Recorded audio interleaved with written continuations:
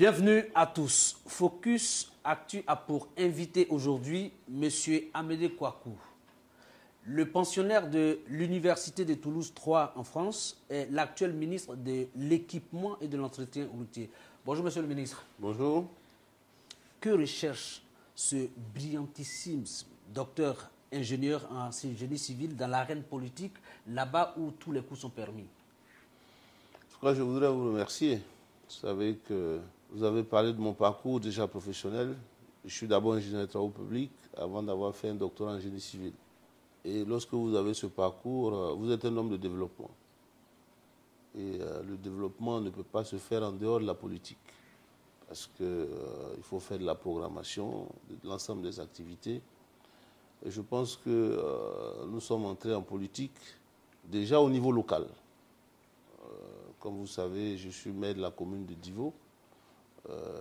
J'étais anciennement militant du PDC-RDA, mais je pense que lorsqu'il a fallu que tous les enfants de Fort-Boigny se mettent ensemble, il a fallu faire un choix.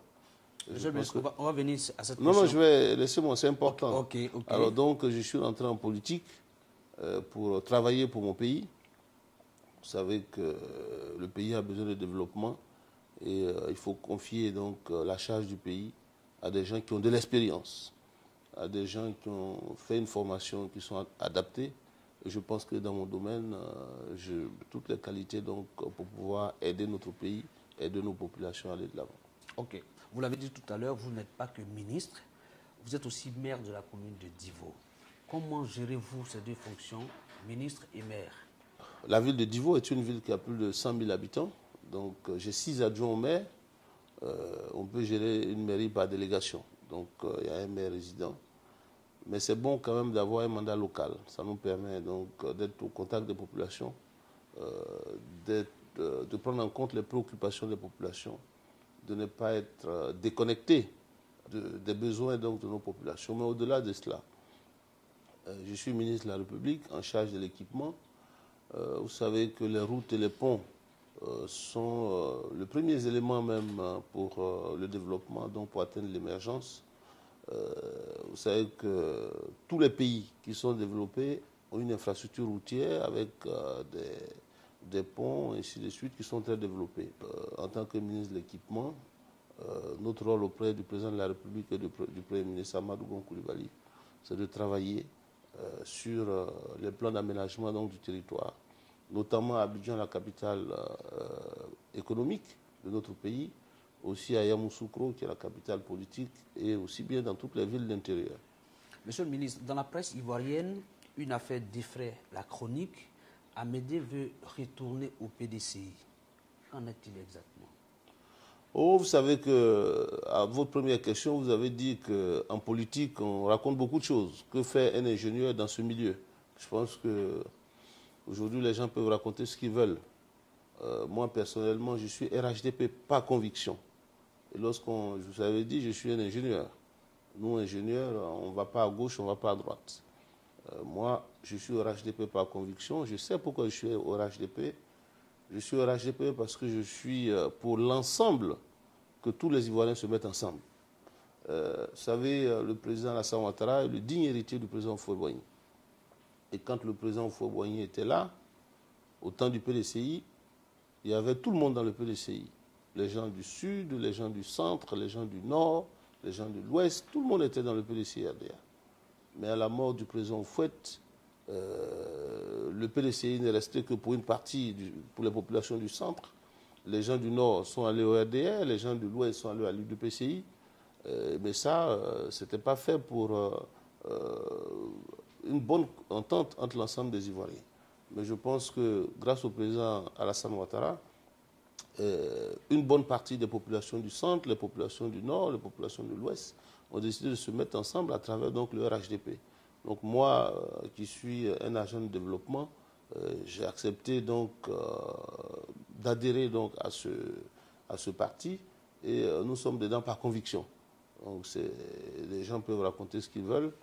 Nous, au niveau du RHDP, nous travaillons aux côtés du président Alassane Ouattara et du Premier ministre Amadou Gon Coulibaly, qui aujourd'hui a été choisi comme candidat du RHDP, après la mémorable réunion du conseil politique élargi à l'ensemble des instances. Et nous allons travailler pour que le candidat du RHDP puisse remporter au premier tour les élections présidentielles de 2020. On en reviendra, Monsieur le ministre.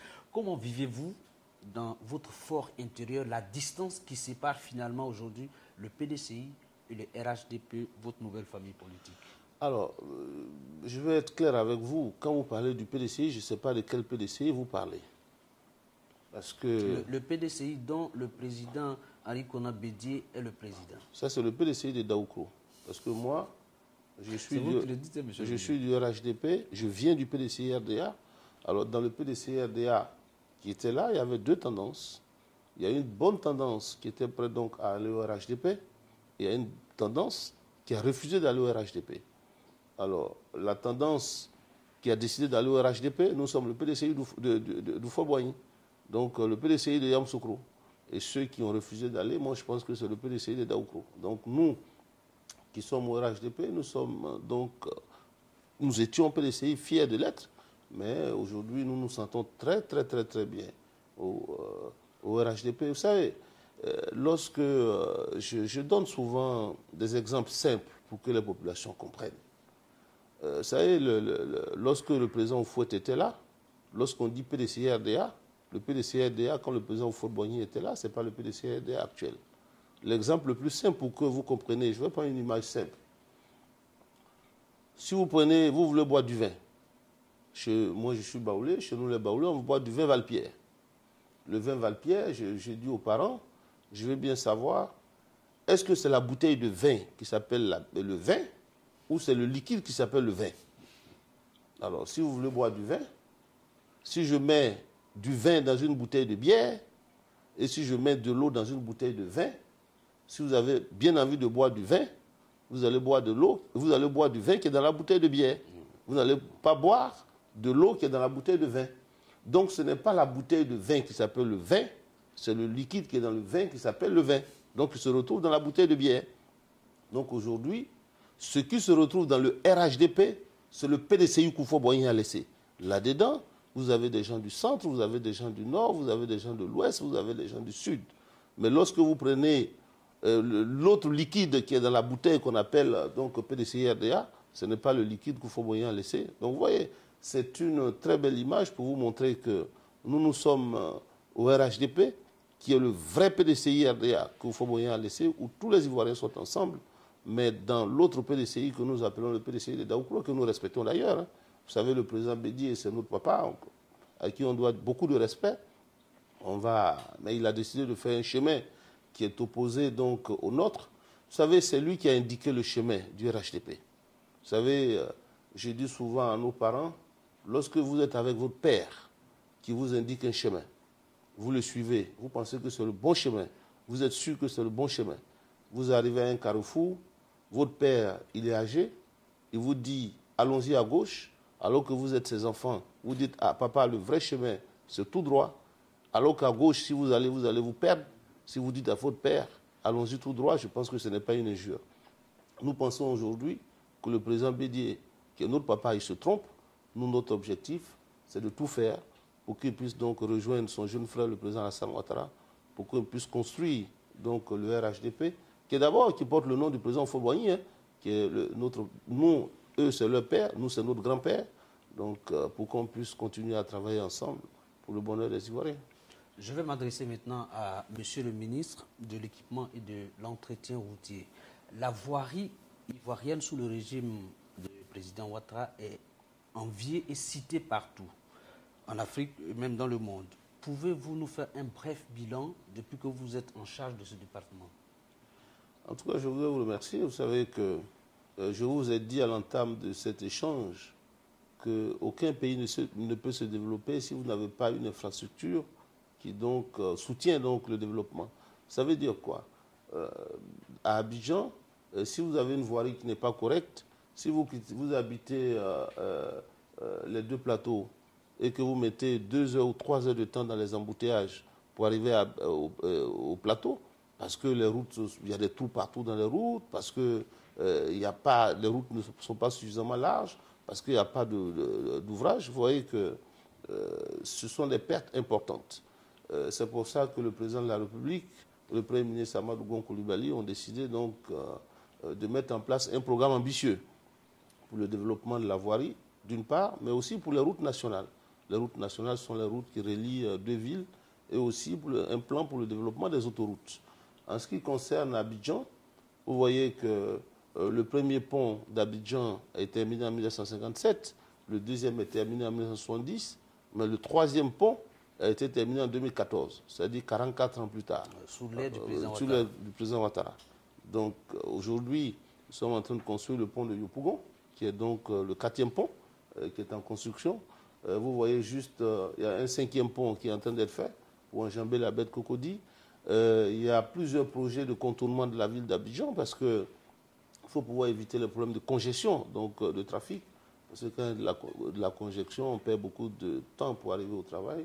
Donc il va y avoir l'autoroute de contournement d'Abidjan qui va partir donc, depuis le boulevard Mitterrand pour relier la route d'Alépé, la route d'Adzopé et puis se raccorder sur l'autoroute et même se poursuivre jusqu'à la route de Dabou, à Songon. Vous voyez, ce sont des projets ambitieux. Dans Abidjan, il y a plusieurs ouvrages qui sont prévus sur le boulevard Mitterrand, un échangeur à l'école de police, un autre à la Riviera 3, un autre à la Palmeraie, sans oublier le gros échangeur qui va être fait en dessous, en bas donc du nouveau camp d'Akwedo.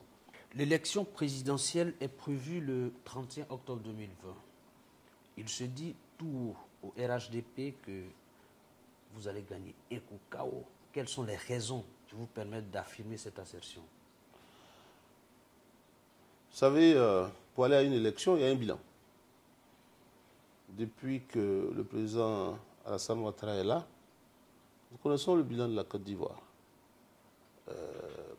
Certains peuvent vouloir ne pas l'accepter, mais qu'on le veuille ou pas, le pays est véritablement... Vous savez, on a eu un taux de croissance de près de 8% sur 9 ans.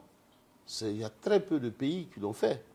Le pays presque quasiment dans l'émergence. Donc il y a ce bilan. Ensuite, il y a le parti lui-même. Le RHDP, je vous ai dit tout à l'heure, que c'est vraiment le creuset où tous les Ivoiriens qui ont la philosophie du Fort-Boigny, la vraie philosophie du Fort-Boigny se retrouvent. Troisièmement, c'est le candidat lui-même. Le candidat Amadou Gon Coulibaly, qui est le choix donc du RHDP dans son entièreté. Vous savez, nous avons participé il y a quelques semaines au conseil politique à l'Hôtel Ivoire, où tous les hommes politiques qui comptent dans ce pays ont pris la parole. Et le président Oufouette disait que, à sa mort, lui souhaiterait que ce soit une équipe qui dirige. Et je pense que c'est dans cette philosophie que se situe le président Alassane Ouattara. Et au conseil politique, l'équipe que le président Alassane Ouattara, l'équipe jeune qu'il a voulu donc laisser, parce qu'il a souhaité, après de bons et loyaux services, il a souhaité laisser la place aux jeunes. Et tous ceux qui sont intervenus de façon unanime, en tout cas de façon unanime, ont reconnu que le chef d'équipe, qui maîtrise toutes les techniques, qui a déjà exercé, qui a déjà les manettes en tant que Premier ministre, c'est le Premier ministre Amadou Gon Coulibaly. Je pense que c'est tout ça mis ensemble qui fait que nous avons la conviction qu'au soir du 31 octobre 2020, nous allons donc gagner les élections sans discussion. Et nous souhaitons que tous les candidats qui vont perdre, c'est sûr, puissent appeler le Premier ministre Amadou Gon Coulibaly pour le féliciter, pour que ce pays continue à se développer d'ailleurs, comme c'est le cas au Ghana, comme c'est le cas au Sénégal, où tous les vaincus, plutôt que d'appeler les gens à manifester, alors qu'ils savent qu'ils ont perdu, au soir, qu'ils appellent le Premier ministre Amadou Gon Coulibaly, qui sera président de la République, pour que notre pays continue donc sa marche en avant. Je demande aux Ivoiriens, aussi bien ceux qui sont à Abidjan et dans ma localité à Divo, de respecter donc l'ensemble de toutes ces préconisations du président de la République. Et que si toutes ces mesures sont observées et que la pandémie recule dans notre pays, assez rapidement, les activités vont reprendre. Nous savons que dans notre pays, beaucoup de nos populations sont dans le secteur informel. Ce n'est pas avec joie que le président a décidé de fermer les maquis, les restaurants, réduire certaines libertés. Quand on prend qu'on déclare l'état d'urgence, mais vous savez que la santé des Ivoiriens avant tout. La primauté, c'est la santé des Ivoiriens. Donc les décisions qui ont été prises, il faudrait que les populations le comprennent, qu'elles le mettent en œuvre. Vous voyez le nombre de morts en Italie, le nombre de morts en France, le nombre de morts en Espagne. En Chine, il y a eu aussi beaucoup de morts. On souhaiterait vraiment que cela n'arrive pas dans notre pays. C'est pour ça qu'on souhaite que toutes les décisions qui ont été prises par le président de la République, les populations puissent le respecter.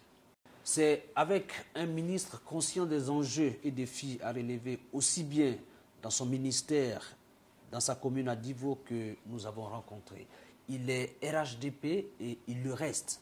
Il partage entièrement le choix du candidat RHDP Amadou Gon Coulibaly, à qui il garantit une victoire écrasante dans sa région.